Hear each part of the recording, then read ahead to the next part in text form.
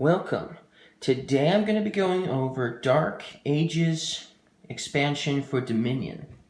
Now, Dark Ages is actually one of my most favorite expansions, including the Menagerie, which I've declared as my most favorite expansion, even though I don't have it yet. Adventures is my second most favorite expansion. Even though Cornucopia is very small, it's my third most favorite expansion. And then, my fourth favorite expansion is Dominion Dark Ages. And so, today I'm going to be going over Dark Ages. Now, there are a few cards in this expansion that I'm not too fond of, but I can't say that I absolutely hate them either. So that means I'm going to be going over every single card in this expansion. So let's get started. I'm going to actually start with the shelters, since when you play with Dark Ages, you're supposed to play with the starting shelters. So let's kind of explain the shelters. So here we have Necropolis, and then we have Overgrown Estate, and then we have Hovel. Now, normally when you play Dominion, you start with 7 coppers and 3 estates. But when you play with Dark Ages, you actually replace the starting 3 estates with one each of these. So you'll get one of these, and one of these, and one of these.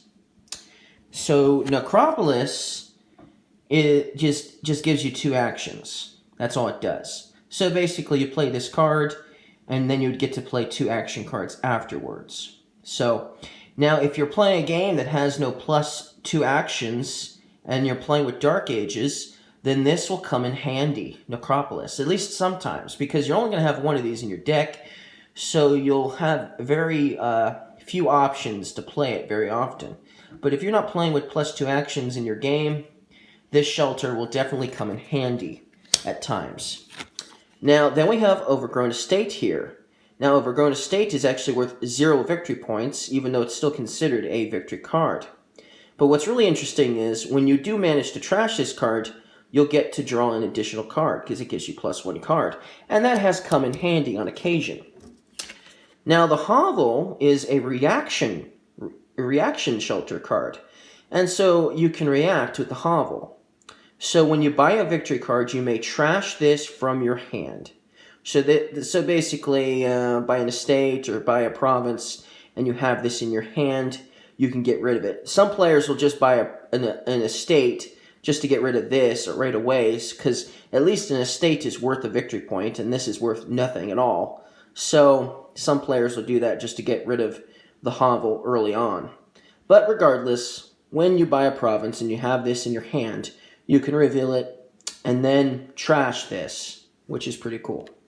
And so these are the 3 starting shelters.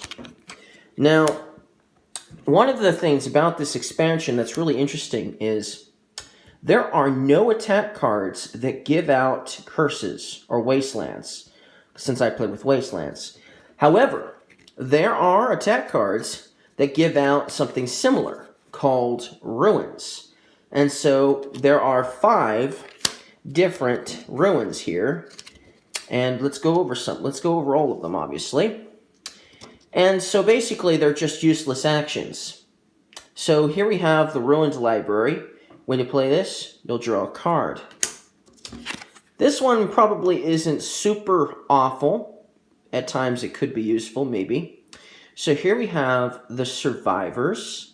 Look at the top 2 cards of your deck, discard them, or put them back in any order. So that's kind of fascinating. I mean, that could at least help you out a little bit, unlike the rest of the ruins. Then we have Ruined Market. This one just gives you a +buy when you play it. So, I mean, if there's no cards in the game that give you +buys, and you really want to buy 2 cards, then maybe this could be useful. But other than that, it is a ruins, so it is a card you'll probably want to get rid of. Then we have Abandoned Mine, which just gives you a +treasure. And so when you think about it, copper is a whole lot better than this, because then you'd waste an action just playing this.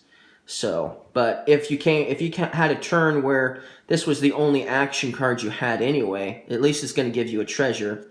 It's better than nothing at all. Now this is actually, this ruined village here is actually the worst ruins you can get. It just gives you a plus action. What's the point of playing it? The only thing I can think of that it could be useful to you is if you were playing with a certain card that gave you a bonus for a certain amount of actions you have in play. Action cards you have in play, like Conspirator from Intrigue. This could at least help towards that goal, at least a little bit. But other than that, I can't think of this being very useful to you.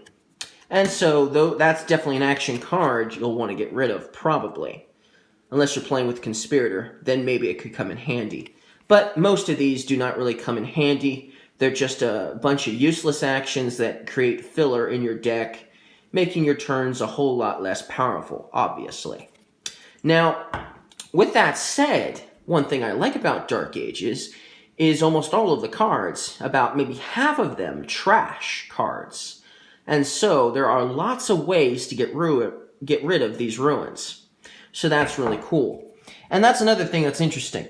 So you can get rid of a lot of ruins, but there's still no cards that give out minus victory points. There is no curses.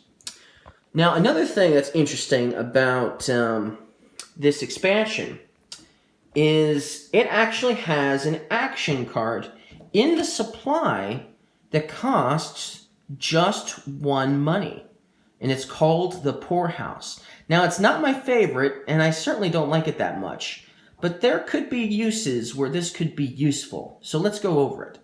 Well, first of all, it gives you 4 treasure when you play it. Not many action cards give you 4 treasure. And if you think about it, that's pretty cool for an action card that only costs 1 money. But here's where it could hurt you. Reveal your hand, minus 1 treasure per treasure card in your hand. And obviously you can't go below 0 treasure. So if you had 4 treasure cards in your hand, you played this action, you'd get nothing. So obviously, if you have too many of coppers or silvers or golds or whatever treasure you have, this will make it seem a whole lot less. But this could still come in handy on times. There are times when maybe perhaps you're focusing on getting rid of all your treasure cards, as in all your coppers, and maybe you only have a silver or 2 anyway, and you've gotten rid of most of your coppers. This could come in handy when you have a hand when you don't have very many treasures. Especially if your hand is full of those shelters and you play this and only have 1 copper in your hand, at least you're going to get 3 money, and that's pretty good. So it does, and then of course if you had a copper, you're going to get 4 money because the copper is going to give you an extra treasure. So there are times when this could be useful. Plus, there are lots of cards that trash cards, and so with that said, maybe this is a useful action to trash for better cards. So, the Poorhouse. And we'll keep it handy around, and I might mention this Poorhouse again, where cards could be useful with this Poorhouse.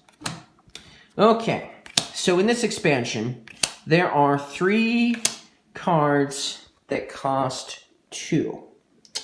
So we have the Beggar, we have the Vagrant, and we have the Squire. And all of them are pretty useful on some occasion. Now, I'm a copper strategist, so the Beggar is definitely a copper strategy. But it's also a silver strategy, too.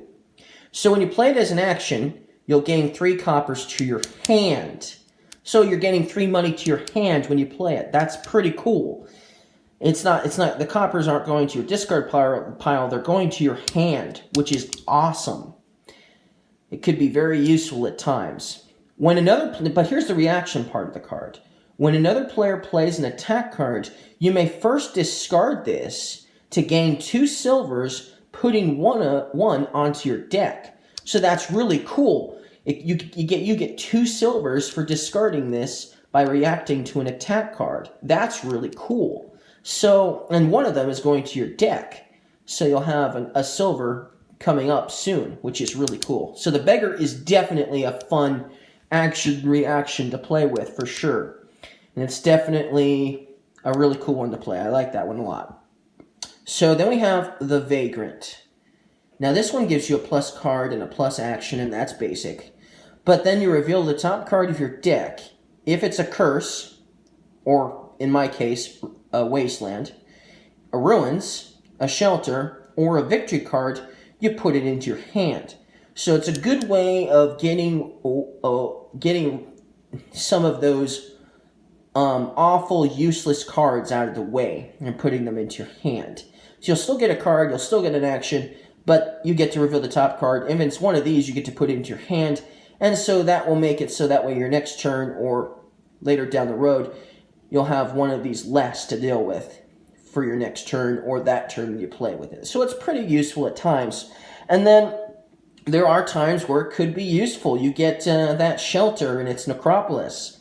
You know, plus 2 actions. You can play another action card, or a couple of them actually. Or maybe perhaps, you know, it's a victory card. And some victory cards have actions on them. So like if you're playing with another expansion, like Intrigue, for instance, and you reveal a victory card in its nobles, you get to put nobles into your hand. And then you get to play nobles for either more actions or more cards. So this definitely is a powerful card and could be very useful if you were playing with certain cards. Certain victory cards anyway. But most likely, you'll get a ruins or a shelter with the vagrant. And then of course, you know, there are times when the ruins could be useful at this point. Maybe. And the shelter, maybe. But regardless of the case, this is a pretty useful card at times. Then we have the Squire. Now this is probably one of my most favorite cards in this expansion, especially for a 2-costing card. So it gives you a treasure, and then you choose one of these options. Either you get 2 actions, or 2 buys, or you gain a silver. That's pretty cool. If you have a lot of these in play, I'll do sometimes for the actions, and then I'll try to gain a bunch of silvers. So this is one thing I like about this expansion. I don't know if there's such a thing as a silver strategy. I know there's such a thing as a copper strategy, but I don't know if there's such a thing as a silver strategy. But there's a lot of cards that could make gaining silvers very useful to you in this expansion. And we will go over all of them, so you'll see them. Now, another thing about this expansion is there's a lot of actions that have effects when they're trashed. So when you trash this, you gain an attack card. So whenever Squire is trashed, you'll gain an attack card. So it makes it more useful to trash this, because now you're going to get a benefit for trashing it. And that's what I really like about this expansion. It gives you tons of different benefits for trashing cards, which makes it even better. Now, usually I don't like to play with lots of cards that trash cards, but in this expansion, that is the exception to the rule, because I absolutely love all of these awesome benefits you get for trashing cards. So, and that's pretty cool. Now, of course, if you don't have attack cards in the game, then trashing this won't give you any benefit at all. But still, that could come in handy a lot. And so we'll be back in the next video